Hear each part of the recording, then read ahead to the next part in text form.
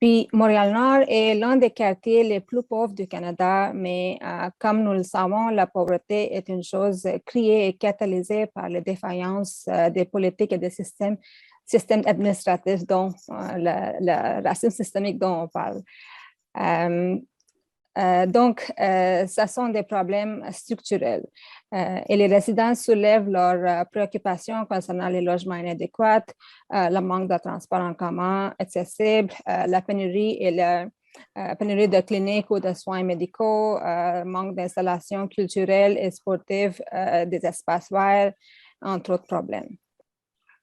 Not having much choice, residents in Montreal North, under the leadership of Hoodstock, took matters into their own hands. To combat the virus, they raised over $200,000 online and used the funds to buy hand sanitizers, masks, and essential items to distribute around the neighborhood. Volunteers in the community provided popular education on COVID-19 prevention measures as well. One of the early demands of the community was to set up a test site in the borough.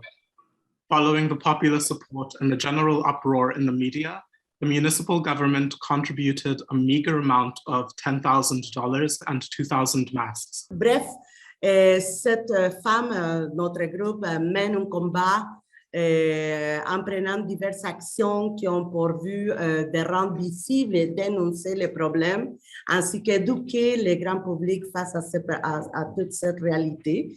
Bien sûr, nous mobilisons les autres femmes en tenant des conférences de presse, on fait la sensibilisation, on participe à des manifestations, on travaille avec des alliés, nous donnons des ateliers et aussi nous assurons notre propre financement.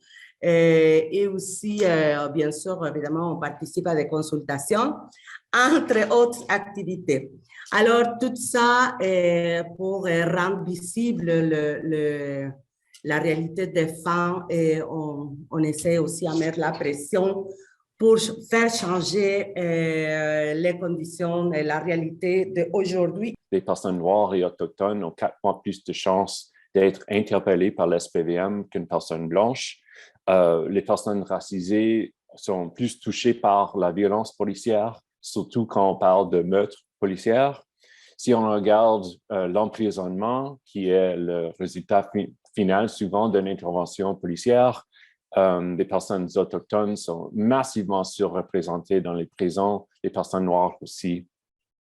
Et c'est un problème qui existe dans toutes les sphères de l'SPVM et toutes les sphères des forces policières. Ils et elles occupent le plus souvent les emplois de première ligne. Ils et elles ont subi des conséquences désastreuses de la réforme de la santé et des services sociaux.